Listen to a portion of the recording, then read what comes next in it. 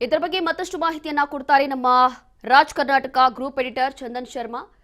ಇಲ್ಲಿ ನೋಡ್ತಾ ಇದೀವಿ, ಈಗ ಎಲ್ಲಾ ಇಲಾಖೆಗಳನ್ನ ಅಥವಾ ಎಲ್ಲಾ ವಲಯಗಳನ್ನ ಗಮನದಲ್ಲಿ ಇಟ್ಕೊಂಡು ಸಿಎಂ ಸಿದ್ದರಾಮಯ್ಯ ಅವರು ಈಗ ಸಕ್ಸಸ್ಫುಲಿ ಈ ಒಂದು ಬಜೆಟ್ ಮಂಡನೆ ಮಾಡಿದ್ದಾರೆ. ಈಗ ಎಲ್ಲವೂ ಕೂಡ ಒಂದು ರೀತಿಯಾಗಿ ಅನಲೈಸ್ ಮಾಡೋದಾದ್ರೆ ಏನ್ ಹೇಳ್ತೀರಿ? Absolutely. Thank you very much, Roshni Aure, for having me on this Friday. It's a very eventful day, by the way. ಯಾಕೆ ಅಂತಂದರೆ ಯಾವುದಾದ್ರೂ ರಾಜ್ಯದ ಬಜೆಟ್ಟು ಅಂತಂದರೆ ಅದು ಒಂದು ರೀತಿ ಕದನ ಕುತೂಹಲ ಇದ್ದ ಹಾಗೆ. ಯಾರಿಗೆ ಎಷ್ಟು ಸಿಗುತ್ತೆ, ಯಾರಿಗೇನು ಸಿಗಲ್ಲ, ಯಾರಿಗೆ ಇತ್ತು, ಇವೆಲ್ಲವೂ ಬಹಳ ನೀಟಾಗಿ ಆಯಾ ಏನು ಹೇಳಿ, ಆಯಾ ಅಂದರೆ ಬರೋದು, ಆಯಾ ಅಂದರೆ ಏನು ಬಂತು ಏನು ಹೋಯ್ತು ಅನ್ನೋದನ್ನ ಬಹಳ ಪಕ್ಕಾ ಮತ್ತು ಬಹಳ ನೀಟಾಗಿ ಇದರಲ್ಲಿ ಉಲ್ಲೇಖ ಮಾಡಿರ್ತಾರೆ. ಬಹಳ ಜನಕ್ಕೆ ಈ ಬಜೆಟ್ಟು ಅಂತಂದರೆ ಕಬ್ಬಿಣದ ಕಡಲೆ. ಬಜೆಟ್ ಅಂದರೆ ಸಿಕ್ಕಾಪಟ್ಟೆ ಎಕನಾಮಿಕಲ್ ಜಾರ್ಗನ್ಸ್ ಇರುತ್ತೆ, ಬೇರೆ ಬೇರೆ ರೀತಿಯ ಆರ್ಥಿಕವಾದಂಥ ಮಾತುಕತೆಗಳು, ಚರ್ಚೆಗಳು, ಪದಗಳು ಎಲ್ಲವೂ ಕೂಡ ಒಳಗಡೆ ಅಡಕವಾಗಿರ್ತವೆ. ಹಾಗಾಗಿ ಬಜೆಟ್ಟು ನಮಗೆ ಅರ್ಥನೇ ಆಗೋಲ್ಲ ಅನ್ನೋರು ಸುಮಾರು ಜನ. ಇನ್ಫ್ಯಾಕ್ಟ್ ಭಾಳ ಆನೆಸ್ಟಾಗಿ ಹೇಳಬೇಕು ಅಂತಂದರೆ ಈ ಬಜೆಟನ್ನು ನಮ್ಮ ಕರ್ನಾಟಕ ರಾಜ್ಯದ ಪ್ರತಿಯೊಬ್ಬ ಸಾಮಾನ್ಯ ಪ್ರಜೆಯೂ ಕೂಡ ಅತ್ಯಂತ ಸುಲಲಿತ ಮತ್ತು ಅತ್ಯಂತ ಸರಳ ಭಾಷೆಯಲ್ಲಿ ಅರ್ಥ ಮಾಡಿಕೊಳ್ಳಲೇಬೇಕು. ಇದು ಯಾವ ರೀತಿಯಲ್ಲೂ ಕೂಡ ಕಬ್ಬಿಣದ ಕಡಲೆ ಅಲ್ವೇ ಅಲ್ಲ. Let us simplify this budget for the people of Karnataka. ಭಾಳ ಸಿಂಪಲ್ಲಾಗಿ ಹೇಳೋಣ. ನೋಡಿ, ಕರ್ನಾಟಕ ಇದೆಯಲ್ಲ, ಇದನ್ನು ಒಂದು ಮನೆ ಅಂತ ನಾವು ಪರಿಗಣನೆಗೆ ತೆಗೆದುಕೊಳ್ಳೋಣ.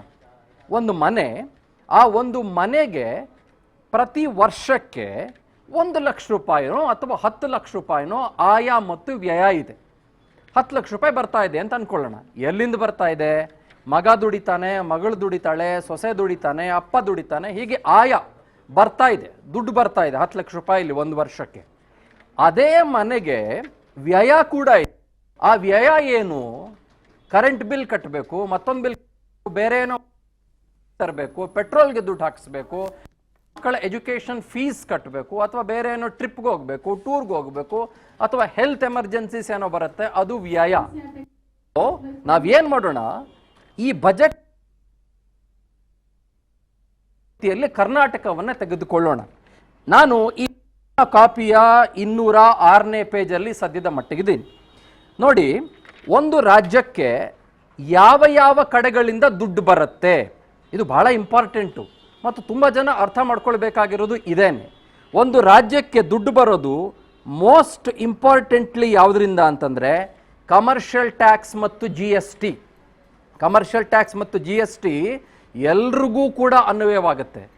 ಯಾರು ನಾವು ಇನ್ಕಮ್ ಟ್ಯಾಕ್ಸ್ ರಿಟರ್ನ್ ಬಗ್ಗೆ ಇಲ್ಲಿ ಮಾತಾಡ್ತಾ ಇಲ್ಲ, ನಾವು ಮಾತಾಡ್ತಾ ಇರೋದು ಕಮರ್ಷಿಯಲ್ ಟ್ಯಾಕ್ಸ್ ಮತ್ತು GST. ಫಾರ್ ಎಕ್ಸಾಂಪಲ್, ಯಾರೋ 10 ಪೈಸಾ ಬೀಡಿ ತಗೊಂಡ್ರು ಕೂಡ ಅದರಲ್ಲಿ ಆ 10 ಪೈಸದಲ್ಲಿ 1 ಪೈಸಾ ಕಮರ್ಷಿಯಲ್ ಟ್ಯಾಕ್ಸ್ ಕಟ್ಟಿರ್ತಾನೆ. 25 ಪೈಸದ ಮ್ಯಾಚ್ ಬಾಕ್ಸ್ ತಗೊಂಡಿದ್ರು ಕೂಡ ಆ ಮನುಷ್ಯ ಅದರಲ್ಲಿ 1.5 ಪೈಸಾ ಕಮರ್ಷಿಯಲ್ ಟ್ಯಾಕ್ಸು ಅಂತ ಕಟ್ಟಿರ್ತಾನೆ. ಹಾಗಾಗಿ ಈ ರಾಜ್ಯದ 7 ಕೋಟಿ ಜನರು ಕೂಡ ಕಮರ್ಷಿಯಲ್ ಟ್ಯಾಕ್ಸ್ ಮತ್ತು GST ಅಡಿಯಲ್ಲಿ ಬರ್ತಾರೆ. ಸೊ ಇವರ ಅಂದಾಜು ಏನು? ಈ 4.48 ಲಕ್ಷ ಕೋಟಿಯ ಬಜೆಟ್ನಲ್ಲಿ ಅಂದಾಜು ಏನು ಮಾಡ್ತಾ ಇದ್ದಾರೆ ಅಂತಂದರೆ, ಇವರು 1,25,000 ಕೋಟಿ ರೂಪಾಯಿಗಳಷ್ಟು ದುಡ್ಡನ್ನ, ಅಂದರೆ ಆಯ ಬರುತ್ತೆ ದುಡ್ಡು ಅಂತ ಅಂದಾಜು ಮಾಡ್ತಾ ಇದ್ದಾರೆ, ಅಂದಾಜು ಮಾಡಿ ಇಟ್ಕೊಂಡಿದ್ದಾರೆ. ಅದು ಯಾವುದರಿಂದ? ನಾನೀಗಾಗಲೇ ನಿಮಗೆ ಹೇಳ್ದಂಗೆ ವಾಣಿಜ್ಯ ತೆರಿಗೆಗಳಿಂದ, ಕಮರ್ಷಿಯಲ್ ಟ್ಯಾಕ್ಸ್ ಮತ್ತು GST. That is number 1. Second, ಇವರ ಅಂದಾಜು ಇನ್ನು ಯಾವುದರಲ್ಲಿದೆ? ಬಹಳ ಮುಖ್ಯವಾಗಿ ಒಂದು ರಾಜ್ಯ ಸರ್ಕಾರಕ್ಕೆ ದುಡ್ಡು ಎಲ್ಲಿಂದ ಬರುತ್ತೆ ಅಂತಂದರೆ ಅದು ಮದ್ಯದಿಂದ ಬರುತ್ತೆ. ಎಣ್ಣೆ ಅಂತೀವಲ್ಲ ನಾವು, ಅಡುಗೆ ಎಣ್ಣೆ ಅಲ್ಲ ರೀ, ಕುಡಿಯೋ ಎಣ್ಣೆ ಭಾಳ ಜನ ಕುಡಿತಾರಲ್ಲ, ಆ ಹೆಂಡದಿಂದ ದುಡ್ಡು ಬರುತ್ತೆ. ಆ ದುಡ್ಡಿನ ಅಂದಾಜಿನ ಮೊತ್ತವನ್ನು ಎಷ್ಟಕ್ಕೆ ಇಟ್ಕೊಂಡಿದೆ ರಾಜ್ಯ ಸರ್ಕಾರ? 45,000 ಕೋಟಿ ರೂಪಾಯಿಗಳು ಈ ವರ್ಷ ಬರುತ್ತೆ ನಮಗೆ ಫೈನಾನ್ಷಿಯಲ್ ಇಯರ್ ಅಲ್ಲಿ ಅಂತ ಅಂದಾಜನ್ನು ಈ ರಾಜ್ಯ ಸರ್ಕಾರ ಇಟ್ಕೊಂಡಿದೆ. ಅದರ ಜೊತೆಗೆ ನೋಂದಣಿ ಮತ್ತು ಮುದ್ರಾಂಕ, ಸ್ಟ್ಯಾಂಪ್ಸ್ ಆ್ಯಂಡ್ ಡ್ಯೂಟೀಸ್, ಇದರಲ್ಲಿ 29,000 ಕೋಟಿ ರೂಪಾಯಿಗಳು ನಮಗೆ ಬರುತ್ತೆ ಅಂತ ಈ ರಾಜ್ಯ ಸರ್ಕಾರ ಅಂದಾಜು ಮಾಡಿ ಇಟ್ಕೊಂತಾರಲ್ಲ. ನಮ್ಗೆ ಅಲ್ಲಿಂದ ದುಡ್ಡು ಬರುತ್ತೆ, ನಮಗೆ ಮುನಿಯಪ್ಪ ದುಡ್ಡು ಕೊಡಬೇಕು, ರಾಮಪ್ಪ ದುಡ್ಡು ಕೊಡಬೇಕು, ತಿಮ್ಮಪ್ಪ ದುಡ್ಡು ಕೊಡಬೇಕು, ಇವರೆಲ್ಲ ದುಡ್ಡು ಕೊಡ್ಬೇಕ್ರಿ, ಇವರೆಲ್ಲ ದುಡ್ಡು ಕೊಟ್ಬಿಟ್ರೆ ನಮ್ಗೆ 12 ಲಕ್ಷ ಆಗ್ಬಿಡ್ತದೆ ಅಂತ ಪ್ಲಾನ್ ಮಾಡಿಕೊಂಡಿರ್ತಾರಲ್ಲ ಒಂದು ಮನೆಯಲ್ಲಿ. ಅದೇ ರೀತಿಯಲ್ಲಿ ಇವರು ಈ ಕಡೆ ದುಡ್ಡು ಬರುತ್ತೆ ಅಂತ ಒಂದು ರಾಜ್ಯ ಸರ್ಕಾರ ಪ್ಲಾನ್ ಮಾಡಿ ಇಟ್ಕೊಂಡಿದೆ. ಅದರ ಜೊತೆಗೆ ಮೋಟಾರು ವಾಹನ ತೆರಿಗೆ. ಬೆಂಗಳೂರಿನಲ್ಲಿ ಅಂದಾಜಿನ ಪ್ರಕಾರ ಪ್ರತಿದಿನ 100 ಮೋಟಾರು ವಾಹನಗಳು, ಕಾರ್ ಮತ್ತು ಟೂ ವೀಲರ್ಗಳು ರಿಜಿಸ್ಟರ್ ಆಗ್ತವೆ. ಇವ್ರ ಪ್ರಕಾರ ಒಂದು ವರ್ಷಕ್ಕೆ ಇವರ ಅಂದಾಜು ಏನು ಅಂತಂದ್ರೆ 15,000 ಕೋಟಿ ರೂಪಾಯಿಗಳಷ್ಟು ದುಡ್ಡನ್ನ ಇವರು ಎಕ್ಸ್ಪೆಕ್ಟ್ ಮಾಡ್ತಾ ಇದ್ದಾರೆ for the financial year 2026 and 2027. ಮತ್ತು ಇತರೆ ದುಡ್ಡು ಒಂದು ಸ್ವಲ್ಪ ಬರುತ್ತೆ, ಚಿಲ್ಲರೆ ಪಲ್ಲದ ದುಡ್ಡು ಆ ಕಡೆ ಈ ಕಡೆಯಿಂದ ಬರುತ್ತೆ. 5,500 ಕೋಟಿ ರೂಪಾಯಿಗಳಷ್ಟು ದುಡ್ಡು ಬರುತ್ತೆ ಅಂತ ಈ ರಾಜ್ಯ ಸರ್ಕಾರ ಪ್ಲಾನ್ ಆಫ್ ಆಕ್ಷನ್ ಅನ್ನ ಮಾಡಿ ತಲೆಯಲ್ಲಿ ಇಟ್ಕೊಂಡಿದೆ. ಆ ಸ್ವಲ್ಪ ಸ್ವಲ್ಪ ದುಡ್ಡು ಎಲ್ಲಿಂದ ಬರುತ್ತೆ? ಫಾರ್ ಎಕ್ಸಾಂಪಲ್ ಎಲ್ಲಿಂದ ಬರುತ್ತೆ ಅಂತಂದ್ರೆ, ಆ ದುಡ್ಡು ನಮಗೆ ಜಿಯಾಲಜಿ ಮತ್ತು ಮೈನ್ಸ್ ಇದೆಯಲ್ಲ, ಅಲ್ಲಿಂದ ರಾಯಲ್ಟಿ ಬರುತ್ತೆ, ರಾಯಧನ ಅಂತ ಕರೀತಾರೆ. ಸೊ ನಾನು ಬಹಳ ಬೇಸಿಕ್ಸ್ ಮಾತಾಡ್ತಾ ಇದ್ದೀನಿ. ಒಂದು ರಾಜ್ಯ ಸರ್ಕಾರ ಎಲ್ಲೆಲ್ಲಿಂದ ದುಡ್ಡು ಪಡೆದುಕೊಳ್ಳುತ್ತೆ, ದುಡ್ಡು ತೆಗೆದುಕೊಳ್ಳುತ್ತೆ ಅಂತ ಮಾತಾಡ್ತಾ ಇದ್ದೀನಿ. ಇದು ಒಂದು ಭಾಗ ಆದರೆ ಇದನ್ನ ಬೇರೆ ಬೇರೆ ರೀತಿಯಲ್ಲಿ ವಿಂಗಡಣೆ ಮಾಡಿದ್ರೆ, ಇದನ್ನೂ ಹೊರತುಪಡಿಸಿದ್ರೆ ಕೇಂದ್ರ ಸರ್ಕಾರ ತೆರಿಗೆ ನಮಗೆ ವಾಪಸ್ ಕೊಡುತ್ತಲ್ಲ ದುಡ್ಡು, ಆ ದುಡ್ಡು ಬರುತ್ತೆ. ಕೇಂದ್ರ ಸರ್ಕಾರದ ಹಲವು ಯೋಜನೆಗಳಿಂದ ದುಡ್ಡು ರಾಜ್ಯ ಸರ್ಕಾರಕ್ಕೆ ಬರುತ್ತೆ. ಮತ್ತು ಕೇಂದ್ರ ಸರ್ಕಾರದ ಸಹಾಯಧನದ ದುಡ್ಡು ಅಂತ ನಾವೇನು ಕರಿತೀವಿ, ಆ ದುಡ್ಡು ನಮಗೆ ಬರುತ್ತೆ. ಇದೆಲ್ಲವೂ ಕೂಡ ಓವರ್ ಆಲ್ ಈ ಪುಸ್ತಕದ ಪ್ರಕಾರ ನೋಡಿದ್ರೂ ಕೂಡ 2026 ಮತ್ತು 2027 ಅಡಿಯಲ್ಲಿ, ಪುಸ್ತಕ ಅಂತ ತೋರಿಸ ಬೇಡ Vasanth, it's okay, no problem. So 2026 ಮತ್ತು 2027 ಅಡಿಯಲ್ಲಿ ಇವ್ರ ಪ್ರಕಾರ ಸರಿಸುಮಾರು 2.25 ಲಕ್ಷ ಕೋಟಿಯಿಂದ 3 ಲಕ್ಷ ಕೋಟಿ ರೂಪಾಯಿವರೆಗೂ ಕೂಡ ದುಡ್ಡು ಬರುತ್ತೆ. But what is the size of this budget? ಎಷ್ಟು Roshni size of the budget ಏನು? What is the size? 4.48 lakh ಕೋಟಿ. Still there is a deficit of 1.5 lakh crore rupees. ಅಂದರೆ ಈ 3 ಲಕ್ಷ ಕೋಟಿ ರೂಪಾಯಿಗಳು ಬಂದರೂ ಕೂಡ ಅದರಲ್ಲಿ ಖರ್ಚಾಗೋ ದುಡ್ಡೇ ಸಿಕ್ಕಾಪಟ್ಟೆ ಇದೆ. ಏನು? ನಿಯರ್ಲಿ 25% to 35% ಸರ್ಕಾರಿ ನೌಕರರಿಗೆ ಸಂಬಳ ಕೊಡಬೇಕು. ನಂಬರ್ 1 ಪೆನ್ಷನ್ ಕೊಡಬೇಕು.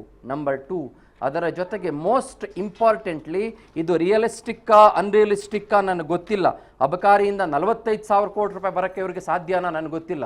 ಕಳೆದ ವರ್ಷ ಆ ಹಿಂದಿನ ವರ್ಷ ಎಲ್ಲ ಹೋಲಿಕೆ ಮಾಡಿಕೊಂಡ್ರೆ 36,000 ಕೋಟಿ 35,000 ಕೋಟಿ ಎಲ್ಲ ಇಟ್ಕೊಂಡಿದ್ರು. ಬೊಮ್ಮಾಯಿ ಅವರು ತಮ್ಮ ಲಾಸ್ಟ್ ಬಜೆಟನ್ನು ಮಂಡಿಸಿದಾಗ ಸರಿಸುಮಾರು as for as I remember 33,000 ಕೋಟಿ ರೂಪಾಯಿ ಅಬಕಾರಿಯಿಂದ ದುಡ್ಡು ಬಂದಿತ್ತು. ಕಮರ್ಷಿಯಲ್ ಟ್ಯಾಕ್ಸಿಂದ 1,02,000 ಕೋಟಿ ರೂಪಾಯಿಗಳಷ್ಟು ದುಡ್ಡು ಬಂದಿತ್ತು. ಇದು ರಿಯಲಿಸ್ಟಿಕ್ಕಾ? I am not very sure. ಆದರೆ ಇವರು ಆಲೋಚನೆಯಂತೂ ಇಷ್ಟೇ ಇಟ್ಕೊಂಡಿದ್ದಾರೆ. ಓಕೆ, ನಾನು ಮತ್ತೆ ಬರ್ತೀನಿ ಅದಕ್ಕೆ. ಇಷ್ಟು ದುಡ್ಡು ಬಂದರೂ ಕೂಡ ಇವರು ಸಾಲ ಮಾಡ್ಕೊಳ್ಬೇಕಾಗತ್ತೆ. ಓಕೆ, ನಂಬರ್ 1 ಸಾಲ ಮಾಡಿಕೊಂಡ್ರೂ ಕೂಡ ಖರ್ಚು ಸಿಕ್ಕಾಪಟ್ಟೆ ಜಾಸ್ತಿ ಇದೆ. ಇವರು ಸಂಬಳ ಕೊಡಬೇಕು, ಪೆನ್ಷನ್ಗೆ ಮೋಸ್ಟ್ ಇಂಪಾರ್ಟೆಂಟ್ಲಿ ಬೇರೆ ಬೇರೆ ಖರ್ಚುಗಳು. ಅಂದರೆ ಮುಖ್ಯವಾಗಿ ಈ ರಾಜ್ಯ ಅಭಿವೃದ್ಧಿ ಹೊಂದಬೇಕಾದಂಥ ಕಾರ್ಯಯೋಜನೆಗಳಿಗೆ ಇವರು ದುಡ್ಡು ಹಾಕಬೇಕು. ಅದಕ್ಕಿಂತ ಮುಖ್ಯವಾಗಿ 5 ಗ್ಯಾರಂಟಿ ಯೋಜನೆಗಳಿಗೆ ಸುಮಾರು 60,000 ಕೋಟಿ ರೂಪಾಯಿಗಳಿಗಿಂತ ಹೆಚ್ಚು ದುಡ್ಡನ್ನು ಈ ರಾಜ್ಯ ಸರ್ಕಾರ ಇಲ್ಲಿ ವ್ಯಯ ಮಾಡಬೇಕಾಗತ್ತೆ. ಹೀಗಿದ್ದಾಗ ಹೇಗೆ ಇದನ್ನು ಸರಿದೂಗಿಸಲು ಸಾಧ್ಯ? This is the $1 million question of the moment. ನಮಗೆ ಟಿ ವಿ ಪರದೆ ನೋಡಿದಾಗ ಭಾಳ ನೀಟಾಗಿ ಎಲ್ಲ ಕಾಣಿಸುತ್ತೆ ನಮಗೆ. ಆ ಇಲಾಖೆಗೆ ಇಷ್ಟು ಸಾವಿರ, ಇಂಧನ ಇಲಾಖೆಗೆ ಇಷ್ಟು, ಆ ರೋಡ್ಗೆ ಇಷ್ಟು, ಈ ಮೋರಿಗಷ್ಟು, ಅಲ್ಲಿರುವಂಥ ಬಂಡೆಗಲ್ಗಷ್ಟು, ಅಲ್ಲಿರುವಂಥ ಇದಕ್ಕೆ ಇನ್ನೊಂದಿಷ್ಟು, ಅಲ್ಲಿ ನಡ್ಕೊಂಡು ಹೋಗೋರ್ಗಿಷ್ಟು, ಓಡ್ಕೊಂಡು ಹೋಗೋರ್ಗಿಷ್ಟು, ನಿದ್ದೆ ಮಾಡೋರ್ಗಿಷ್ಟು, ಹೀಗೆ ನಮಗೆ ಕಾಣಿಸ್ತಾ ಇರುತ್ತೆ. ಅಥವಾ ಇನ್ನೊಂದು ಇಲಾಖೆಗೆ ಅಷ್ಟು ದುಡ್ಡು, ಮತ್ತೊಂದು ಇಲಾಖೆಗೆ ಇಷ್ಟೊಂದು ದುಡ್ಡು, ಚೆನ್ನಾಗಿ ಕಾಣಿಸುತ್ತೆ ನಮಗೆ. It all looks very good. ಟೂರಿಸಮ್ಗೆ ಇಷ್ಟು ದುಡ್ಡು, ಮತ್ತೊಂದಕ್ಕೆ ಇಷ್ಟು ದುಡ್ಡು ಎಲ್ಲ ಕಾಣಿಸುತ್ತೆ. But however when there is a deficit, ಖೋತಾಗಿರುವಾಗ ಮತ್ತು ನಾವು ಮಿಕ್ಕ ದುಡ್ಡನ್ನು ಸಾಲ ಮಾಡಿಕೊಂಡು ಇರಬೇಕಾದಂಥ ಪರಿಸ್ಥಿತಿ ಇರುವಾಗ ಎಲ್ಲಿಂದ ದುಡ್ಡು ಹೊಂದಿಸೋದು ಅನ್ನೋದು ಭಾಳ ಇಂಪಾರ್ಟೆಂಟ್. ಇದು ನಂಬರ್ 1. ನಂಬರ್ 2, ಯಾವುದೇ ರಾಜ್ಯ ಸರ್ಕಾರ ಇದನ್ನು ಮನೆಗೆ ಹೋಲಿಕೆ ಮಾಡ್ಕೊಳ್ಳೋಣ ನಾವು. ಫಾರ್ ಎಕ್ಸಾಂಪಲ್, ನೀವು ಮನೆಯಲ್ಲಿ 4 ಜನ ಇದ್ದೀರಿ ಅಂತ ಅಂದ್ಕೊಳ್ಳಿ. ನೀವು 4 ಜನ ಏನು ಮಾಡ್ತೀರಿ? ಒಂದಿನ ಅನಿಸುತ್ತೆ ನಿಮಗೆ ಪಾನಿಪುರಿ ತಿನ್ನಬೇಕು ಅಂತ ಅನಿಸುತ್ತೆ. ಏನು ಮಾಡ್ತೀರಿ? 4 ಜನ ಆಚೆ ಹೋಗ್ತೀರಿ, ಪೆಟ್ರೋಲ್ ಹಾಕ್ಸ್ಕೊಂಡು ಕಾರಿಗೆ ಆಚೆ ಹೋಗ್ಬಿಟ್ಟು ಒಂದು 550 ರೂಪಾಯಿ ಪಾನಿಪುರಿ ತಿನ್ಕೊಂಡ್ಬರ್ತೀರಿ. That is called as revenue expenditure. For example, ಇದನ್ನು ರಾಜ್ಯ ಸರ್ಕಾರಕ್ಕೆ ಕಂಪೇರ್ ಮಾಡ್ಕೊಳ್ಳೋಣ ನಾವು. ಈ ಗ್ಯಾರಂಟಿ ಯೋಜನೆಗಳು ಏನಿದೆ ಅಥವಾ ಬೇರೆ ಬೇರೆ ಜನಕ್ಕೆ ದುಡ್ಡು ಕೊಡುವ, ನೇರವಾಗಿ ತಲುಪಿಸುವಂಥ ಯೋಜನೆಗಳು ಏನಿದೆ, ಅದು ರೆವೆನ್ಯೂ ಎಕ್ಸ್ಪೆಂಡಿಚರ್. ನೀವು ಪಾನಿಪುರಿ ತಿಂದಿದ್ದ ದುಡ್ಡು ಹೋಯ್ತು, ಅದು ಯಾವುದೇ ಕಾರಣಕ್ಕೂ ಇನ್ವೆಸ್ಟ್ಮೆಂಟ್ ಅಲ್ಲ, ಅದು ನಿಮಗೆ ವಾಪಸ್ ಬರಲ್ಲ. ಪಾನಿಪುರಿ ಬರ್ತದೆ ಬಿಟ್ಟರೆ ಅದರಿಂದ ನಿಮಗೆ ಬೇರೆ ಲಾಭ ಆಗಲಿ ಮತ್ತೊಂದಾಗಲಿ ಟೇಸ್ಟ್ ಸಿಗ್ಬೋದು ಹೊರತುಪಡಿಸಿದ್ರೆ ಆ 550 ರೂಪಾಯಿಗೆ ಪಾನಿಪುರಿ ಅಂಗಡಿಯವರು 560 ರೂಪಾಯಿ ನಿಮಗೆ ವಾಪಸ್ ಕೊಡಲ್ಲ, 10 ರೂಪಾಯಿ ಜಾಸ್ತಿ ಆಗ್ಬಿಟ್ಟು. That is a revenue expenditure. Same applies to the government of Karnataka also, or for any government for the matter of fact. Second part expenditure. ಅದೇ ನೀವೇನ್ ಮಾಡ್ತೀರಿ, ಪಾನಿಪುರಿ ತಿನ್ನೋದು ಬೇಡ, ನಾವೇನ್ ಮಾಡೋಣ, 500 ರೂಪಾಯಿ ಪ್ರತಿ ವಾರ ಉಳಿಸೋಣ, ಉಳಿಸ್ಬಿಟ್ಟು ಒಂದು ತಿಂಗಳಿಗೆ 2000 ರೂಪಾಯಿ ದುಡ್ಡಾಗತ್ತೆ, ಆ 2000 ರೂಪಾಯಿ ದುಡ್ಡನ್ನ ನಾವು ಎಲ್ಲಾದ್ರೂ ಇನ್ವೆಸ್ಟ್ ಮಾಡೋಣ ಅಂತ ಹೋಗ್ತೀರಿ. ಆ ಇನ್ವೆಸ್ಟ್ ಮಾಡುವ ದುಡ್ಡು becomes capital expenditure. Capital expenditure ಎಕನಾಮಿಯ ಪ್ರಕಾರ 7.5 ಪಟ್ಟು ಕೆಲವು ವರ್ಷಗಳ ಅವಧಿಯಲ್ಲಿ ಜಾಸ್ತಿಯಾಗಿ ನಮ್ಮ ಹತ್ರ ಬರುತ್ತೆ. ಫಾರ್ ಎಕ್ಸಾಂಪಲ್ ಅದನ್ನು ರಾಜ್ಯ ಸರ್ಕಾರಕ್ಕೆ ಹೋಲಿಕೆ ಮಾಡ್ಕೊಳ್ಳೋಣ. ನಾನು ಈ ಇಡೀ ಪುಸ್ತಕವನ್ನು ಗಮನಿಸಿದಾಗ there are a lot of revenue expenditures, but capital expenditure capex ಅಂತ ನಾವೇನು ಕರಿತೀವಿ, that is very very very very less. ರಾಜ್ಯ ಸರ್ಕಾರಕ್ಕೆ ಕ್ಯಾಪಿಟಲ್ ಎಕ್ಸ್ಪೆಂಡಿಚರ್ ಯಾವುದು? ಬ್ರಿಡ್ಜ್ ಕಟ್ಟೋದು, ಬಿಲ್ಡಿಂಗ್ ಕಟ್ಟೋದು, ಅಣೆಕಟ್ಟುಗಳನ್ನು ಕಟ್ಟೋದು, ಟೋಲ್ ರಸ್ತೆಗಳನ್ನು ಕಟ್ಟೋದು, ಯಾವುದರಿಂದ ದುಡ್ಡು ವಾಪಸ್ ಪಡೆದುಕೊಳ್ಬೋದು. ಒಂದು 10 ರೂಪಾಯಿ ಇವತ್ತು ಜಾಸ್ತಿ ಹಾಕಿದ್ರೂ ಪರವಾಗಿಲ್ಲ, ನಾಳೆ ಇನ್ನೊಂದು ಸ್ವಲ್ಪ ವರ್ಷದಲ್ಲಿ ಅದರಿಂದ 25 ರೂಪಾಯಿಯನ್ನು ನಾವು ಸಂಪಾದನೆ ಮಾಡಬಹುದು ಅನ್ನುವ ಆಲೋಚನೆ ಇರುವ ದುಡ್ಡು ಏನಿದೆ, that is called as actually revenue expenditure. Headphone ಬಿದ್ದೋಯ್ತು, that's a revenue expenditure. Headphone ಯಾಕೆ ಅಂತಂದ್ರೆ ಅದರ ದುಡ್ಡು ಹೋಯ್ತು, ಅದು ವಾಪಸ್ ಬರಲ್ಲ. ಹೆಡ್ಫೋನ್ ಹೋದ್ರೂ ಹೋಯ್ತು, ಅದು ವಾಪಸ್ ಬರಲ್ಲ, that is secondary. Okay, let me come back to this now again. ನಾವು ಇವಾಗ ಥ್ಯಾಂಕ್ ಯು ಸೋ ಮಚ್. ನಾವು ಇವಾಗ ಇನ್ನೊಂದು ವಿಚಾರಕ್ಕೆ ವಾಪಸ್ ಬರೋಣ. ಈ ಎಲ್ಲದರ ನಡುವೆ ರಾಜ್ಯ ಸರ್ಕಾರ ಇಷ್ಟು ದುಡ್ಡನ್ನು ಹೇಗೆ ಹೊಂದಾಣಿಕೆ ಮಾಡುತ್ತೆ? ಗ್ರೇಟರ್ ಬೆಂಗಳೂರು ಅಥಾರಿಟಿ ಎಲೆಕ್ಷನ್ ಬರ್ತಾ ಇದೆ, ಅದಕ್ಕೆ ವೈಟ್ ಟಾಪಿಂಗ್ಗೆ, ಮತ್ತೊಂದಕ್ಕೆ, ಬೇರೆದಕ್ಕೆ, ಮಗದೊಂದಕ್ಕೆ, ಎಲ್ಲದಕ್ಕೂ ದುಡ್ಡು ಖರ್ಚು ಮಾಡಲೇಬೇಕು. ಇಲ್ಲ ಅಂತಂದರೆ ಗ್ರೇಟರ್ ಬೆಂಗಳೂರು ಅಥಾರಿಟಿ ಎಲೆಕ್ಷನ್ನಲ್ಲಿ ರಾಜ್ಯ ಸರ್ಕಾರ ಯಾವ ರೀತಿ ತನ್ನ ಪರ್ಫಾರ್ಮೆನ್ಸ್ ತೋರಿಸುತ್ತೆ ಅನ್ನೋದ್ರ ಬಗ್ಗೆ ರಾಜ್ಯ ಸರ್ಕಾರಕ್ಕೆ ಈ ಕ್ಷಣಕ್ಕೂ ಕೂಡ ಸಮಸ್ಯೆ ಇದೆ. ಒಂದೇ ಒಂದು ಸ್ವಲ್ಪ ಮಳೆ ಬಂದರೆ ಬೆಂಗಳೂರಿನ ರಸ್ತೆಗಳು ಇವತ್ತು ನೋಡೋಕ್ಕಾಗೋದಿಲ್ಲ. ಮೋರಿಗಳು ಇವತ್ತು ನೀರು ನಿಂತ್ಕೊಂಡ್ರೆ ಜನ ಕೊಚ್ಕೊಂಡು ಹೋಗ್ತಾರೋ, ಜಾನುವಾರುಗಳು ಕೊಚ್ಕೊಂಡು ಹೋಗ್ತಾರೋ, ಅದ್ರ ಬಗ್ಗೆ ನಮಗೆ ಗೊತ್ತಾಗೋದಿಲ್ಲ. ಹಾಗಾಗಿ ಅದ್ರ ಕಡೆಗೆ ಕೂಡ ಗಮನ ಹರಿಸಬೇಕಾಗುತ್ತೆ. ಓವರ್ ಆಲ್ ನಾವು ಈ ಸಂಪೂರ್ಣವಾದಂಥ ಈ ಬಜೆಟನ್ನು ಗಮನಿಸಿದ್ರೆ, yes there are very exciting, ತುಂಬ ಅದ್ಭುತ ಅನ್ನಿಸಬಹುದಾದಂಥ ಹಲವು ಕಾರ್ಯಯೋಜನೆಗಳು. ಸೋಷಿಯಲ್ ಮೀಡಿಯಾ ಬ್ಯಾನು, ಅದನ್ನು ಹೇಗೆ ಪರಿಗಣನೆಗೆ ತೆಗೆದುಕೊಳ್ತಾರೆ, ಅದನ್ನು ಹೇಗೆ ಸ್ಟ್ರೀಮ್ಲೈನ್ ಮಾಡ್ತಾರೆ, ಅಥವಾ ಬೇರೆ ಬೇರೆ ಯೋಜನೆಗಳು, ದುಡ್ಡು ಕೊಡೋದು, ಅಥವಾ ನೇರವಾಗಿ ಅವರಿಗೆ 6,000 ರೂಪಾಯಿ, 3,000 ರೂಪಾಯಿ, 2,000 ರೂಪಾಯಿ, 1,000 ರೂಪಾಯಿ ಹೀಗೆ ದುಡ್ಡು ಕೊಡೋದು, ಈ ಥರದ್ದೆಲ್ಲ ಯೋಜನೆಗಳು ನಮಗೆ ಕಾಣಿಸ್ತವೆ. ಆದರೆ ಇಷ್ಟೊಂದೆಲ್ಲ ಸಾಲ ಇರುವ ಸಂದರ್ಭದಲ್ಲಿ ಹೇಗೆ ಈ ರಾಜ್ಯ ಸರ್ಕಾರ ಇದನ್ನು ಸರಿದೂಗಿಸುತ್ತೆ ಅನ್ನೋದನ್ನು ಕಾದು ನೋಡಬೇಕಾಗತ್ತೆ. Last point but not the least, there is something called as GSDP, gross state domestic product ಅಂತ ಕರೀತಾರೆ. ಅಂದರೆ ಏನು? ನಮ್ಮ ಕರ್ನಾಟಕ ರಾಜ್ಯ ಏನಿದೆ ಅದರ ನೆಟ್ವರ್ತ್. ಇದನ್ನು ಜನಸಾಮಾನ್ಯರ ಭಾಷೆಯಲ್ಲಿ ಮಾತಾಡಬೇಕು ಅಂತಂದರೆ, ಫಾರ್ ಎಕ್ಸಾಂಪಲ್ ರೋಶ್ನಿಯವರ ನೆಟ್ವರ್ತ್ ಏನಪ್ಪ ಅಂತಂದರೆ ಒಂದು 100 ಕೋಟಿ ರೂಪಾಯಿ ರೋಶ್ನಿಯವರು ನೆಟ್ವರ್ತ್ ಆಸ್ತಿ ಗೀಸ್ತಿ ಮಾಡಿಟ್ಟಿದ್ದಾರೆ ಅಂತ. ಅದೇ ರೀತಿಯಲ್ಲಿ ಕರ್ನಾಟಕದ ಬಗ್ಗೆ ನೋಡುವಾಗ 30 ಲಕ್ಷ ಕೋಟಿ ರೂಪಾಯಿಗಳು ರಾಜ್ಯ ಸರ್ಕಾರದ ನೆಟ್ವರ್ತ್. ಆ 30 ಲಕ್ಷ ಕೋಟಿ ರೂಪಾಯಿಯ 25% ಅಷ್ಟು ದುಡ್ಡನ್ನು ಸಾಲವಾಗಿ ರಾಜ್ಯ ಸರ್ಕಾರ ತೆಗೆದುಕೊಳ್ಳಬಹುದು. That is about 7.5 lakh crore rupees. ಆದರೆ ಈಗಾಗಲೇ ಹಲವು ಸರ್ಕಾರಗಳು ಮಾಡಿರುವ ಸಾಲದ ಮೊತ್ತವೇ 5.5 ಇಂದ 6 ಲಕ್ಷ ಕೋಟಿ ರೂಪಾಯಿನವರೆಗೂ ಕೂಡ ಇದೆ. ನಾವು ಅದರ ಎಂಡ್ ಆಫ್ ದಿ ಪಾಯಿಂಟ್ ಅಂತ ಏನು ಕರಿತೀವಿ, ಅದಕ್ಕೂ ಕೂಡ ಬಂದು ಕೂತ್ಕೊಳ್ತಾ ಇದ್ದೀವಿ. ಸೊ ಸಾಲ ಮಾಡೋ ಹಂತಕ್ಕೂ ಕೂಡ ನಮ್ಮ ರಾಜ್ಯ ಸರ್ಕಾರ ಇಲ್ಲ. ಬಟ್ ಸುಭಿಕ್ಷವಾಗಿದೆ ನಮ್ಮ ಸರ್ಕಾರ, ಸುಭಿಕ್ಷವಾಗಿದೆ ನಮ್ಮ ರಾಜ್ಯ, ಅದರ ಬಗ್ಗೆ ಯಾವ ಅನುಮಾನ ಕೂಡ ಇಲ್ಲ. ಆದರೆ ನೀವು ಸಾಲ ಮಾಡಿ ತುಪ್ಪನೇ ತಿಂತೀರೋ, ಅಥವಾ ಬೆಣ್ಣೆನೇ ತಿಂತೀರೋ, ಅಥವಾ ಬೆಣ್ಣೆಯನ್ನೇ ತುಪ್ಪ ಅನ್ಕೋತಿರೋ, ಡಾಲ್ಡಾನೇ ತುಪ್ಪ ಅಂತ ಇರೋ, ಬಹಳ ಇಂಪಾರ್ಟೆಂಟ್ ಕ್ವೆಶ್ಚನ್. ಈ ರಾಜ್ಯ ಸರ್ಕಾರದ ಮುಂದೆ ಹಲವು ಸವಾಲುಗಳು ಖಂಡಿತವಾಗ್ಲೂ ಇದೆ. Let us wait and watch what will happen. Roshni. Yes sir, ಈಗ ಒಂದು ವಿಚಾರ ಏನು ಅಂತಂದ್ರೆ, ಈಗಾಗಲೇ ನೀವು ಹೇಳ್ತಾ ಇದ್ರಿ ಅಂತಂದ್ರೆ ಆರ್ಥಿಕ ಪರಿಸ್ಥಿತಿ ಹೇಗಿರ್ಬೋದು, ಹೇಗಿದೆ ಅಂತ ಹೇಳಿ ತಾವು ಇವಾಗ ಎಕ್ಸ್ಪ್ಲೇನ್ ಮಾಡಿದ್ರೆ ಸರಿ. ಆದ್ರೆ ಇಲ್ಲಿ ಆರ್ಥಿಕ ಪರಿಸ್ಥಿತಿಯಲ್ಲಿ ನಮ್ಮ ರಾಜ್ಯ ಒಂದು ಸ್ಟೇಬಲ್ ಆಗಿರ್ಬೇಕು ಅಥವಾ ಒಂದು ಬ್ಯಾಲೆನ್ಸ್ಡ್ ಆಗಿ ನಡಿಬೇಕು ಅಂತಂದ್ರೆ ಹೇಗೆ ಮಾಡ್ಬೋದು? ಅದಕ್ಕೆ ಒಂದು ಪರಿಹಾರ ಅಥವಾ ಒಂದು ಬ್ಯಾಲೆನ್ಸ್ ಆಗಿ ನಡಿಬೇಕು ಅಂತಂದ್ರೆ ಹೇಗೆ ಅಂತ? That's A very beautiful. Actually ನಾನು ಏನು ಹೇಳ್ತಾ ಇದ್ದೆ ಅಂತಂದರೆ, ಭಾಳ ವರ್ಷಗಳಿಂದ ನಾನು ಏನು ಹೇಳ್ತಾ ಇದ್ದೆ ಅಂತಂದರೆ, ನಾವು ಈ ಟ್ಯಾಕ್ಸ್ ನೆಟ್ ಅಂತ ಏನು ಕರಿತೀವಿ, ಇದ್ರ ಬಗ್ಗೆ ಭಾಳ ಜನ ಆಲೋಚನೆ ಮಾಡಿದವರೋ ಇಲ್ವೋ ಗೊತ್ತಿಲ್ಲ. ಬಟ್ ಇದು ಭಾಳ ಜನ ಇದನ್ನು ನಕ್ಕಿ ಬಿಡ್ಬೋದು, ಅಯ್ಯೋ ಇದು ಸಾಧ್ಯ ಇಲ್ಲ ರೀ ಅಂತ ಅಂದ್ಬಿಡ್ಬೋದು. ಅಥವಾ ಏನು ಮಾಡಬೇಕು ಅಂತಂದರೆ, ನಾವು ಈಗ ದುಡ್ಡು ಬರೋದಕ್ಕೆ ಬೇರೆ ಬೇರೆ ಮೂಲಗಳನ್ನು ನಂಬ್ಕೊಂಡಿದ್ದೀವಿ. ಅಂದರೆ ಜನ ಜಾಸ್ತಿ ಕುಡಿಸಿದ್ರೆ ದುಡ್ಡು ಬರುತ್ತೆ, ಆಯಿತಾ? ಸಿಕ್ಕಾಪಟ್ಟೆ ಕುಡಿರಿ. ಒಂದು ಕಡೆ ಮದ್ಯಪಾನ ಆರೋಗ್ಯಕ್ಕೆ ಹಾನಿಕರ ಅಂತ ಬರಿತೀವಿ ನಾವು ಅದ್ರ ಕೆಳಗಡೆ. ಆದರೆ ಜನ ಕುಡಿದ್ರೇ ದುಡ್ಡು ಬರೋದು ಅಂತ ಬಜೆಟ್ ತೋರಿಸುತ್ತೆ ನಮಗೆ. 45,000 ಕೋಟಿ ಬರುತ್ತೆ ಅಂತ ಸರ್ಕಾರ ಆಲೋಚನೆ ಮಾಡಿಟ್ಕೊಂಡಿದೆ. ಏನು ಮಾಡ್ತೀರಿ? ಮತ್ತೊಂದು ಕಡೆ ಅಯ್ಯೋ ಸಿಕ್ಕಾಪಟ್ಟೆ ಟ್ರಾಫಿಕ್ ರೀ, ಏನ್ರಿ ರೀ ಬೆಂಗಳೂರಲ್ಲಿ ಹಿಂಗ್ರಿ ಟ್ರಾಫಿಕ್ಕು, ಅದು ಮಾಡಬೇಕು, ಇದು ಮಾಡಬೇಕು, ರಿಂಗ್ ರೋಡ್ ಮಾಡಬೇಕು, ಬೇರೆ ಮಾಡಬೇಕು, ಮತ್ತೊಂದು ಮಾಡಬೇಕು, ಇನ್ನೊಂದು ಮಾಡಬೇಕು ಅಂತೀವಿ. ಆದರೆ at the same point in time ನಾವೇನು ಮಾಡ್ತೀವಿ, 15,000 to 16,000 ಕೋಟಿ ರೂಪಾಯಿವರೆಗೂ ಕೂಡ ಮೋಟರ್ ವೆಹಿಕಲಿಂದ ಟ್ಯಾಕ್ಸಿಂದ ನಮಗೆ ದುಡ್ಡು ಬರುತ್ತೆ, ಅದರಿಂದ ಸ್ಟೆಬಿಲಿಟಿ ಬರುತ್ತೆ ಅಂತ ಅಂದ್ಕೊಳ್ತೀವಿ. ಆಮೇಲೆ ಕಮರ್ಷಿಯಲ್ ಟ್ಯಾಕ್ಸು ಅಂದರೆ ಬೇರೆ ಬೇರೆ purchase, any purchase for that matter. For example, ಈ ಬುಕ್ ಪರ್ಚೇಸ್ ಮಾಡಿದ್ರು ಕೂಡ ಕಮರ್ಷಿಯಲ್ ಟ್ಯಾಕ್ಸ್ ಹೋಗುತ್ತೆ, ಆಯಿತಾ? ಸೊ ಇದರಿಂದ 1,25,000 ಕೋಟಿ ರೂಪಾಯಿ ಬರುತ್ತೆ ಅಂತ ರಾಜ್ಯ ಸರ್ಕಾರ ಅಂದ್ಕೊಂಡಿದೆ. ಇದೆಲ್ಲ ಸ್ಟೆಬಿಲಿಟಿಯ ಮಾರ್ಗಗಳು ಅಂತ ರಾಜ್ಯ ಸರ್ಕಾರ ಅಂದ್ಕೊಂಡಿದೆ. ಒಂದು ಹಂತಕ್ಕೆ ನಿಜ ಕೂಡ, ನಾನು ಇಲ್ಲ ಅಂತ ಹೇಳ್ತಾ ಇಲ್ಲ.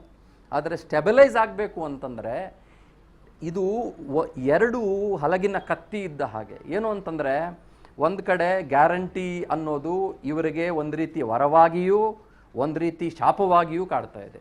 ಯಾಕಂದರೆ ಘೋಷಣೆ ಅಂತೂ ಘೋಷಣೆ ಮಾಡಿಬಿಟ್ಟಿದ್ದಾರೆ, 65,000 to 70,000 ಕೋಟಿ ರೂಪಾಯಿ ಅಲ್ಲಿ ಸುಖ ಸುಮ್ಮನೆ ನಿಮಗೆ ರಪ್ ರಪ್ ರಪ್ ರಪ್ ರಪ್ ಅಂತ ಹೋಗ್ತಾ ಇದೆ.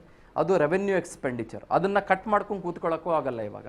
ಯಾಕಂದರೆ ಅದನ್ನು ಕಟ್ ಮಾಡಿದ್ರೆ ಜನವಿರೋಧಿ ಆಗಿಬಿಟ್ರು, ಇವ್ರು ಗಿಮಿಕ್ ಮಾಡೋದಕ್ಕೆ 2 ವರ್ಷ 3 ವರ್ಷ ಕೊಟ್ಟರು, ಆಮೇಲೆ ಕೊಡಲಿಲ್ಲ ಅಂತ ಜನ ಹೇಳಕ್ಕೆ ಶುರು ಮಾಡ್ಕೊಂಡ್ಬಿಡ್ತಾರೆ, ಆಯಿತಾ? ಮತ್ತೊಂದು ಕಡೆ ಕ್ಯಾಪಿಟಲ್ ಎಕ್ಸ್ಪೆಂಡಿಚರ್ ಜಾಸ್ತಿ ಮಾಡ್ಕೊಳ್ಳೋಣಪ್ಪ, ಬ್ರಿಡ್ಜ್ಗೆ ಹಾಕೋಣ, ಮತ್ತೊಂದಕ್ಕೆ ಹಾಕೋಣ, ಬೇರೆದಕ್ಕೆ ಹಾಕೋಣ ಅಂತ ಅಂದ್ಕೊಂಡ್ರು ಕೂಡ ಇವ್ರ ಹತ್ರ ದುಡ್ಡು ಇದ್ದರೂ ಕೂಡ ಕ್ಯಾಪೆಕ್ಸ್ಗೆ ಹಾಕೋದಕ್ಕೆ ಮನಸ್ಸಿದೆಯಾ ಮನಸ್ಸಿಲ್ವಾ ಅನ್ನೋದು ಕೂಡ ಒಂದು ಸ್ವಲ್ಪ ನಮಗೆ ಪ್ರಶ್ನೆ ಕಾಣುತ್ತೆ. ಮತ್ತೊಂದು ಕಡೆ ಎಲೆಕ್ಷನ್ಗಳು ಇವರಿಗೆ ಕಾಡುತ್ತೆ.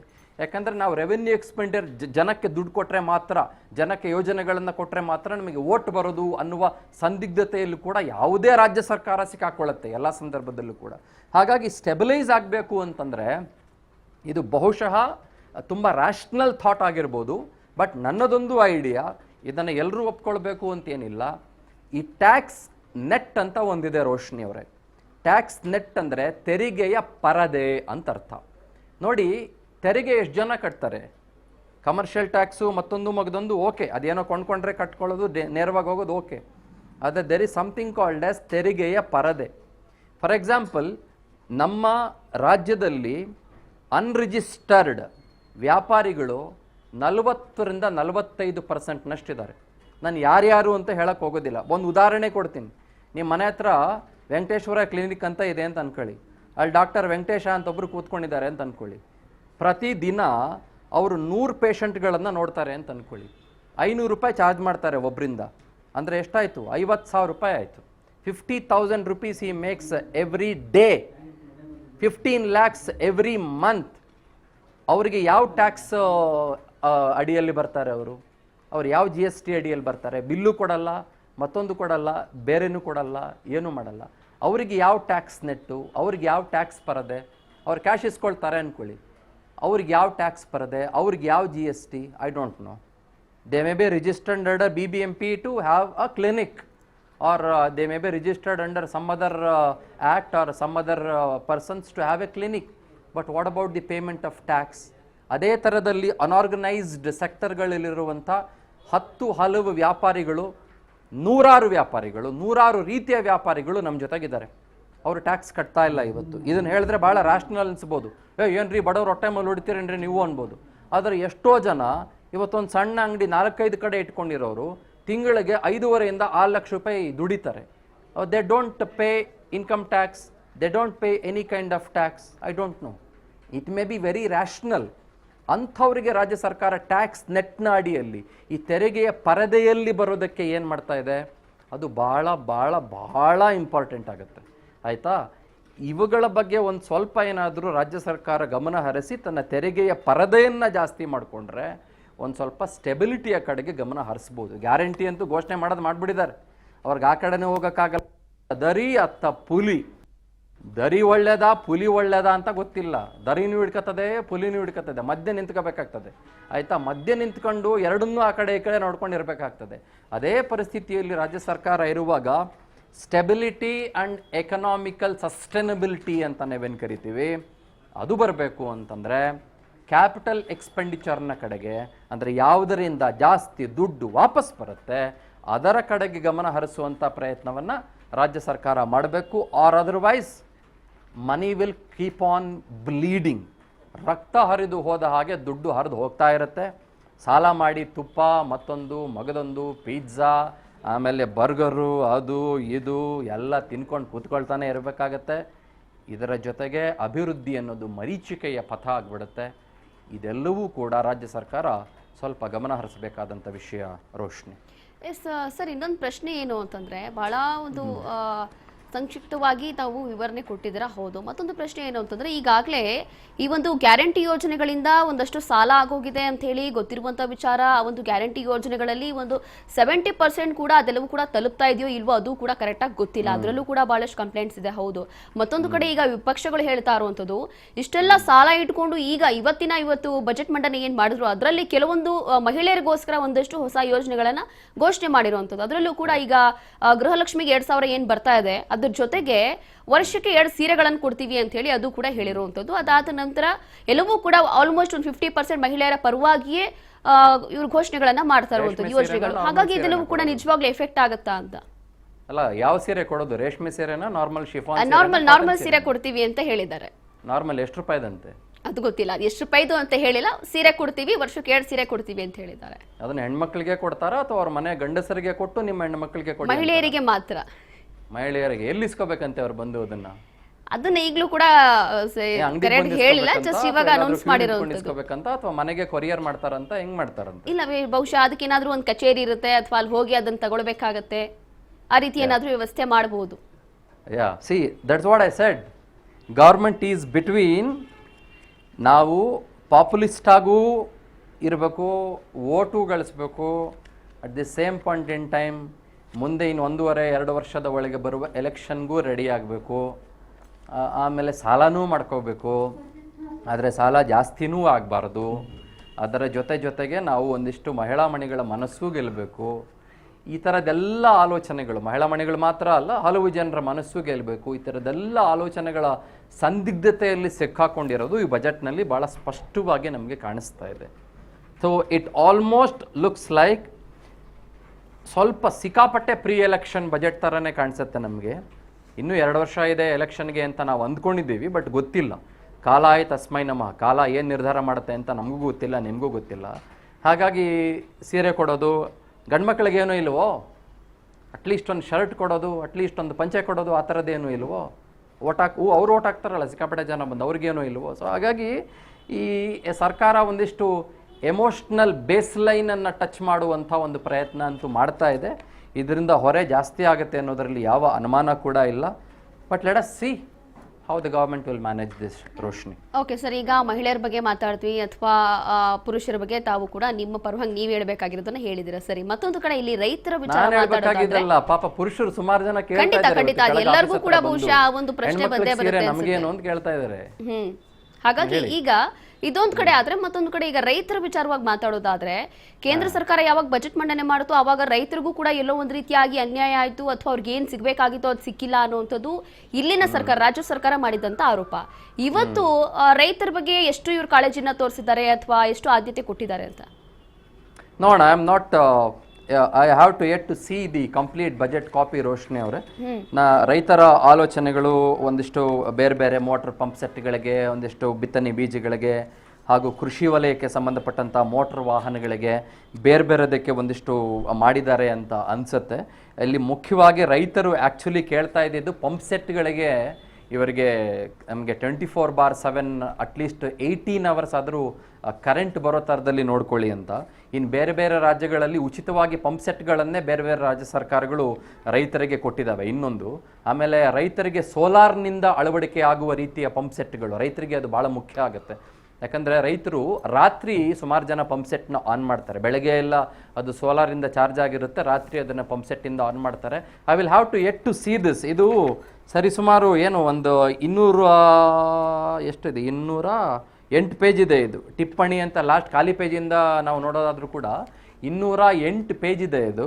So I will have to go through this completely. ನಮ್ಮ ರೈತ ಬಾಂಧವರಿಗೆ ನಮ್ಮ ಬೆನ್ನೆಲುಬು ಅಂತ ಕರೆಸ್ಕೊಳ್ಳುವಂಥ ರೈತರ ಬೆನ್ನನ್ನು ನಿಜವಾಗಿಯೂ ಬಲಪಡಿಸುವಂಥ ಪ್ರಯತ್ನ ಮಾಡಿದಾರಾ ಮಾಡಿಲ್ವಾ, ಲೆಟ್ ಸಿ. ಮುಂದೆ ಹೋಗ್ತಾ ಹೋಗ್ತಾ ನಾವು ಇದನ್ನು ಅನಲೈಸ್ ಮಾಡ್ತಾ ರೋಶ್ನಿ ನಮಗೆ ಗೊತ್ತಾಗುತ್ತೆ Roshni. Let see about it. ಈಗ ಮತ್ತೊಂದು ಪ್ರಶ್ನೆ ಏನು ಅಂತಂದ್ರೆ, ಈಗ ಎಲ್ಲರೂ ಶಬಾಷ್ ಹೇಳ್ತಾ ಇರುವಂಥದ್ದು, ಎಲ್ಲರೂ ಕೂಡ ಇದ್ರ ಬಗ್ಗೆ ಚರ್ಚೆ ಮಾಡ್ತಾ ಇರುವಂಥದ್ದು ಅಂತಂದ್ರೆ, ಈಗ 16 ವರ್ಷದೊಳಗಿನ ಮಕ್ಕಳು ಅಂತಂದ್ರೆ ಅವರಿಗೆ ಸೋಷಿಯಲ್ ಮೀಡಿಯಾ ಬ್ಯಾನ್ ಮಾಡುವಂತ ಒಂದು ವಿಚಾರ. ಈಗ ದಿಢೀರಾಗಿ ಈ ರೀತಿಯಾಗಿ ಇವ್ರು ಏನಕ್ಕೆ ಡಿಸಿಷನ್ ತಗೊಂಡ್ರು ಅಂತ ಹೇಳಿ ಗೊತ್ತಿಲ್ಲ. ಅದರಲ್ಲಿ ಈ ಹಿಂದೆ ನಾವು ಗಮನಿಸೋದಾದ್ರೆ ಬೇರೆ ಬೇರೆ ದೇಶಗಳಲ್ಲೂ ಬೇರೆ ಬೇರೆ ರಾಜ್ಯಗಳಲ್ಲೂ ಕೂಡ ಈ ರೀತಿಯಾಗಿ ಕೆಲವೊಂದು ನಿಯಮಗಳು ಬರ್ತಾ ಇದೆ ಅಂತ ಹೇಳಿ ಕೇಳ್ಪಟ್ಟಿದ್ದೀವಿ. ಬಹುಶಃ ಅದೇ ಏನಾದ್ರೂ ನೀತಿಯನ್ನ ಇಲ್ಲೇನಾದ್ರೂ ಇವರು ಬಳಸ್ತಾ ಇದ್ದಾರಾ ಅಂತ ನೋಡೋಣ. ಈಗ ಚೈನಾದಲ್ಲಿ ಬ್ಯಾನ್ ಅಂತಾರೆ, ರಷ್ಯಾದಲ್ಲಿ 16 ವರ್ಷದ ಒಳಗಿನ ಮಕ್ಕಳಿಗೆ 17 ವರ್ಷದ ಒಳಗಿನ ಮಕ್ಕಳಿಗೆ ಬ್ಯಾನ್ ಅಂತ ಹೇಳ್ತಾರೆ. ಬಟ್ ನಮ್ಮಂತ ಅಗಾಧವಾದಂಥ 7 ಕೋಟಿ ಜನಸಂಖ್ಯೆ ಇರುವಂಥ ಕರ್ನಾಟಕದಲ್ಲಿ 140 ಕೋಟಿ ಇರುವಂಥ ಭಾರತದ ಜನಸಂಖ್ಯೆಯಲ್ಲಿ ಕರ್ನಾಟಕ ಸರ್ಕಾರ ಈ ರೀತಿಯ ಒಂದು ಪ್ಲಾನ್ ಆಫ್ ಆಕ್ಷನ್ ಮಾಡ್ಕೊಂಡಿದೆ ಅಂತಂದ್ರೆ ಅದು ಸ್ವಾಗತಾರ್ಹ. ಆದರೆ ಚಿಕ್ಕ ಮಕ್ಕಳು ಬರೀ ಸೋಷಿಯಲ್ ಮೀಡಿಯಾದಿಂದ ಮಾತ್ರ ಹಾಳಾಗ್ತಾ ಇಲ್ಲ, ಸರಿಸುಮಾರು ಬೇರೆದ್ರಿಂದ ಕೂಡ ಹಾಳಾಗ್ತಾ ಇದ್ದಾರೆ. But how will this stream line this ಅಂತ ಗೊತ್ತಿಲ್ಲ ನನಗೆ. 16 ವರ್ಷದ ಒಳಗಿನವರು ಫೇಸ್ಬುಕ್ಕಲ್ಲಿ ಲಾಗಿನ್ ಆಗಲ್ವಾ ನಾಳೆ ಗೊತ್ತಿಲ್ಲ.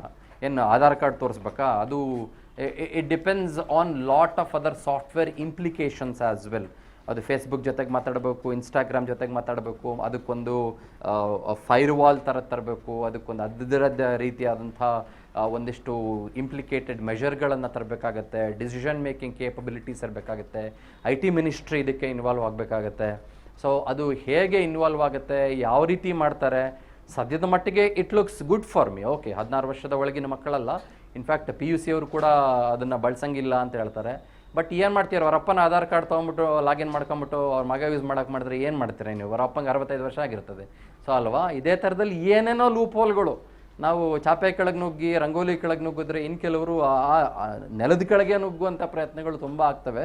ಹೌವೆವರ್, ನಾನು ಎಲ್ಲದಕ್ಕೂ ನಾನು ನೆಗೆಟಿವ್ ಆಗಿ ಮಾತಾಡ್ತಾ ಇದ್ದೀನಿ ಅಂತಲ್ಲ, ಎಲ್ಲವೂ ಕೂಡ ಪಾಸಿಟಿವ್ ಆಗಿ ತೆಗೆದುಕೊಳ್ಳೋಣ. It's a good move from the government of Karnataka. But I will have to see how this actually works ಅಂತ. ಇನ್ಫ್ಯಾಕ್ಟ್ ಪುಟ್ ಮಕ್ಕಳನ್ನೇ ಕೇಳಬೇಕು, ಏನಕ್ಕಂದ ನೀನು ಫೇಸ್ಬುಕ್ ನಾಳೆಯಿಂದ ಯೂಸ್ ಮಾಡೋಂಗಿಲ್ಲ ಅಂತಕ್ಕಂದ ಹೆಂಗೋ ಅಂತ ಅವ್ರನ್ನೇ ಒಂದು ಸ್ವಲ್ಪ ಕೇಳಬೇಕು ನಾವು. ನೋಡೋಣ, let's see how it works. It's still in the process, but I am very sure it will take its own course of time. ಇದು ನಾಳೆ ನಾಡಿದ್ದೇ ಆಗ್ಬಿಡಲ್ಲ. ಇದು ಬಹಳ ದಿನಗಳ ಕಾರ್ಯಯೋಜನೆ. ಇದು ಬಹಳ ದಿನಗಳ, ಬಹಳ ತಿಂಗಳುಗಳ, ಇನ್ಫ್ಯಾಕ್ಟ್ ಪ್ರಾಬಬ್ಲಿ 1 ವರ್ಷ, 1.25 ವರ್ಷಗಳಷ್ಟು ಟೈಮ್ ಲೈನ್ ಅಂತ ನಾವೇನು ಕರಿತೀವಿ ಅದು ಹೊಂದೇ ಹೊಂದತ್ತೆ. ನಾವು ಕಾದ್ ನೋಡೋಣ Roshni. Let's wait. Okay thank you so much ನಿಮ್ಮೆಲ್ಲ ಮಾಹಿತಿಗಾಗಿ. ಈಗಾಗಲೇ ಬಹಳ ಒಂದು ಸಂಕ್ಷಿಪ್ತವಾಗಿ ಡಿಟೇಲ್ ಆಗಿ ವಿಶ್ಲೇಷಣೆಯನ್ನು ಮಾಡಿದ್ದಾರೆ. ಯಾವ ರೀತಿಯಾಗಿ ಬಜೆಟ್ ಮಂಡನೆ ಮಾಡಲಾಗಿದೆ, ಅಥವಾ ಏನೆಲ್ಲ ಗಮನದಲ್ಲಿ ಇಟ್ಕೊಂಡಿದೆ ರಾಜ್ಯ ಸರ್ಕಾರ, ಅಥವಾ ನಿಜವಾಗ್ಲೂ ಕೂಡ ಅದರ ಇನ್ ಡೆಪ್ತ್ ಮಾಹಿತಿ ಏನಿರ್ಬೋದು ಅಂತ ಹೇಳಿ ಒಂದು ಅಂದಾಜಿನ ಪ್ರಕಾರ ಎಲ್ಲವೂ ಕೂಡ ಹೇಳಿರುವಂಥದ್ದು. ಮತ್ತೊಂದು ಕಡೆ ಈಗ ಬಜೆಟ್ ಮಂಡನೆ ಇವತ್ತು CM ಸಿದ್ದರಾಮಯ್ಯ ಅವರು ಮಾಡಿದ್ದಾರೆ. 20 ಹೊಸ ಶಿಶುಪಾಲನಾ ಕೇಂದ್ರ ಸ್ಥಾಪನೆಗೆ 1 ಕೋಟಿ ಮೀಸಲಿಟ್ಟಿದ್ದಾರೆ. ಹೀಗೆ ಬಹಳಷ್ಟು ಎಲ್ಲ ಆಯಾಮಗಳಲ್ಲಿ ಅಥವಾ ಎಲ್ಲ ಒಂದು ವಲಯಗಳನ್ನು ಗಮನದಲ್ಲಿ ಇಟ್ಕೊಂಡು ಎಲ್ಲವೂ ಕೂಡ ನಿರ್ಧಾರವನ್ನು ಮಾಡಿರುವಂಥದ್ದು.